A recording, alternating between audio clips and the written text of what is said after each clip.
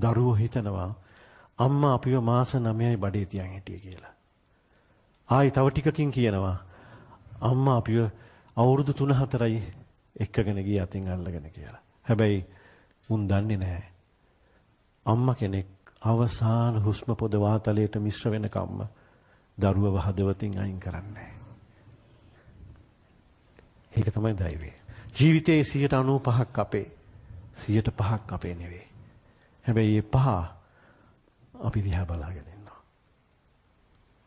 අපිව ලස්සනට සැලසුම් කරනවා, පාලනය කරනවා. ඒ නිසා මේ සමස්ත කාරණා සියල්ල එකතු කරගෙන අම්මා ළඟ ඉන්න පුළුවන්, අම්මා ළඟ නැති වෙන්න පුළුවන්. දැන් හදවතට ආරාධනා කරන්න අම්මට. මා මෙලවට බිහිකොට මා මෙතරම් පෝෂණය කොට මාව මෙහි තනිකොට මගෙන් ගිය මගේ අම්මා. උඹ කොහේ හිඳගෙන හරි මන් දිහා බලන් ඉන්න මගේ අම්මා.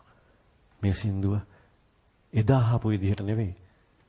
හදවතින් අහන්න. මෙතනින් නෙවෙයි මෙතනින් අහන්න. ඔබට දැනෙන දේ මට පස්සේ කියන්න. අපි ආව ගීතේ